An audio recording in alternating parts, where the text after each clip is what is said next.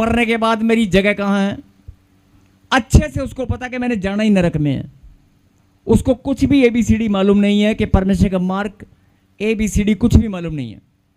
लेकिन उसने बड़े विश्वास के साथ अचानक से यीशु मसीह के कोई मुंह से वचन निकला या प्रार्थना को सुना या यीशु मसीह के चेहरे को देखा होगा, मतलब कोई तो कारण रहा होगा। ध्यान से सुने, एक अपराधी दाएं और एक अपराधी बाएं हैं, दोनों मृत्यु दंड, दोनों टंगे हुए हैं। एक का मन, एक का ध्यान कहीं और है, लेकिन एक ने क्या किया, एक ने यीशु मसीह की ओर ध्यान दिया। अचानक से हो सकता है वो प्रार्थना कर रहा हो सकता है यीशु मसीह प्रार्थना कर रहा हो तब उसने ध्यान दिया, हो सकता है यीशु मसीह के चेहरे को उसने देखा हो और परमेश्वर ने उस पर अनुग्रह किया हो सकता है उसने यीशु मसीह को प्रार्थना करते सुना और उसने यीशु मसीह के मुंह से कोई वचन निकला।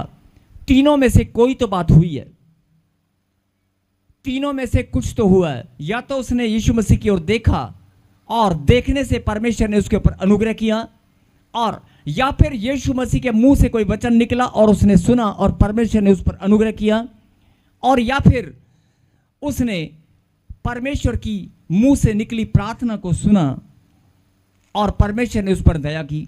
कुछ तो हुआ है।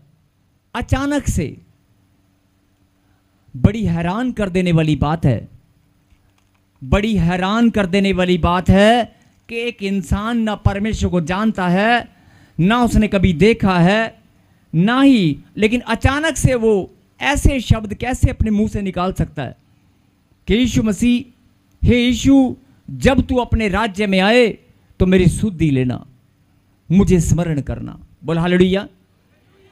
मतलब उसने कोई तो बात सुनी थी कि परमेश्वर का राज्य आने वाला है। उसने परमेश्वर के पुत्र को पहचान लिया था, उसकी आत्मा में कुछ तो हुआ। और आगे क्या हुआ, यीशु मसीह ने उसको क्या जवाब दिया। जब आप इस चैप्टर को पढ़ेंगे तो आपको केवल एक ही लाइन दिखाई देगी कि यीशु मसीह से उसने गुजारिश की, विनती की, प्रार्थना की कि यीशु मसीह, जब तू अपने राज्य में आए तो मेरी सुधि लेना। ध्यान से सुनना, मैं फिर बोल रहा हूं, जब तू अपने राज्य में आए तो मेरी सुधि लेना। बोला हालेलुया। मैं फिर रिपीट कर रहा हूं, बहुत सारे लोग बोलते हैं मैं समझ नहीं आया, हमारे ऊपर से चला गया। जब तू अपने राज्य में आए तो मेरी सुधि लेना। बोलो आमीन। एक डाकू ने एक